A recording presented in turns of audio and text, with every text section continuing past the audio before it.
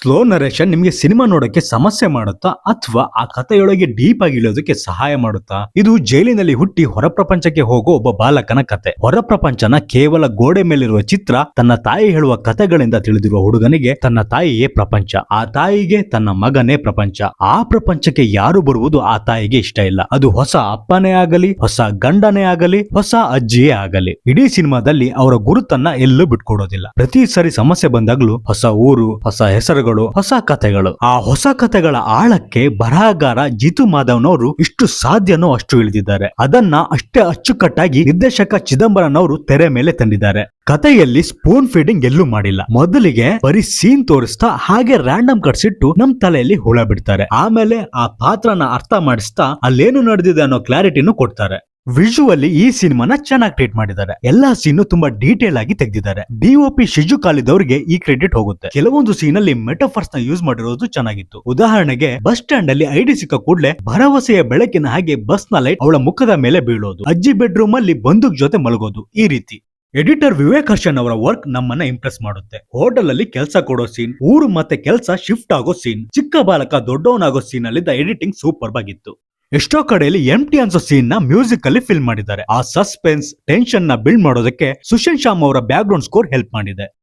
ಸಿನಿಮಾದ production quality ಚೆನ್ನಾಗಿದೆ. ಮೊದಲಿದ್ದ ಮನೆ ಮತ್ತೆ ಕೆಲವು ವರ್ಷಗಳ ನಂತರದ ಮನೆ, ಆ ಬಸ್ ಸ್ಟ್ಯಾಂಡ್, ಪೊಲೀಸ್ ಸ್ಟೇಷನ್, ಹೀಗೆ ಹಲವು ಕಡೆ ಸೆಟ್ ಡಿಸೈನ್ ನಮ್ಮನ್ನ ಇಂಪ್ರೆಸ್ ಮಾಡುತ್ತೆ. ಚಿಕ್ಕ ಹುಡುಗನಾಗಿ ಆದಿಶೇಷನ್ ಅವರ ಪರ್ಫಾರ್ಮೆನ್ಸ್ ಸೂಪರ್. ದೊಡ್ಡ ಹುಡುಗನಾಗಿ ಮೊಹಮ್ಮದ್ ಜನೀನ್ ಅವರ ಪರ್ಫಾರ್ಮೆನ್ಸ್ ಅಮೇಜಿಂಗ್.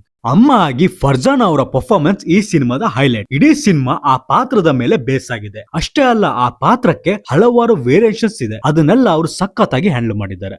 ಅಜ್ಜಿ ಪಾತ್ರ ಮಾಡಿರೋ ಡಾಲಿ ಜೇನ್, ಶಾಮ್ನಾ ಆಗಿ Beena Antony, tea shop owner, ಇನ್ನು ಹಲವರ ಆಕ್ಟಿಂಗ್ ಚೆನ್ನಾಗಿದೆ. ಪವಿತ್ರನಾಗಿ ಜೀನ್ ಪೌಲ್ ಅವರ ಪಾತ್ರ ಚೆನ್ನಾಗಿದೆ. ಅವನೊಂಥರ ವಿಲನ್, ಆದ್ರೆ ಡಿಫ್ರೆಂಟ್ ವಿಲನ್. ಅವನ ರಿವೆಂಜ್ ನ ಸುತ್ತ ಇದ್ದ ಐಡಿಯಾ ಚೆನ್ನಾಗಿತ್ತು. ನೆನಪಲ್ಲಿ ಉಳಿಯುವಂತ ಪಾತ್ರ.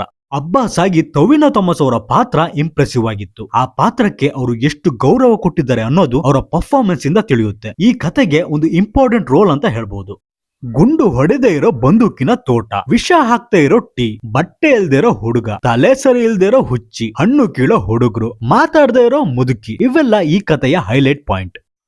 ಮಗನಿಗೋಸ್ಕರ ಅಮ್ಮ ಏನ್ ಬೇಕಾದ್ರೂ ಮಾಡ್ತಾಳೆ, ಅಮ್ಮನಿಗೋಸ್ಕರ ಮಗನು ಏನ್ ಬೇಕಾದ್ರೂ ಮಾಡ್ತಾನೆ. ಅಜ್ಜಿಯ ಅರ್ಧ ಸುಳ್ಳಿನ ಕಟ್ಟು ಕತೆ, ಅಮ್ಮನ ಕಥೆಯಲ್ಲಿದ್ದ ಕಟು ಸತ್ಯ.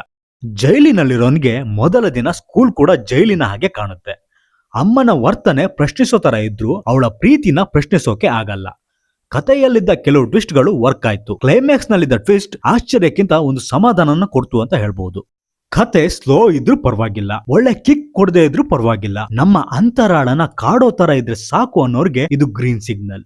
ಕತೆ ಫುಲ್ ಪ್ಯಾಕೇಜಿಂಗ್ ಆಗಿರ್ಬೇಕು, ಟ್ವಿಸ್ಟ್ ಗಳು ನಮ್ಗೆ ಶಾಕ್ ವ್ಯಾಲ್ಯೂನ ಕೊಡಬೇಕು, ಸ್ಕ್ರೀನ್ ಪ್ಲೇ ಸ್ಪೀಡ್ ಆಗಿರ್ಬೇಕು ಅನ್ನೋರ್ಗೆ ರೆಡ್ ಸಿಗ್ನಲ್. ಇನ್ನಷ್ಟು ಸಿನಿಮಾಗಳ ರಿವ್ಯೂಗಾಗಿ ಸಬ್ಸ್ಕ್ರೈಬ್ ಮಾಡ್ಕೊಳ್ಳಿ. ವಿಡಿಯೋ ಇಷ್ಟ ಆದ್ರೆ ಲೈಕ್ ಮಾಡಿ. ಸಿನಿಮಾ ಆಲ್ರೆಡಿ ನೋಡಿದ್ರೆ ನಿಮ್ಮ ಅಭಿಪ್ರಾಯ ತಿಳಿಸಿ. ಧನ್ಯವಾದಗಳು.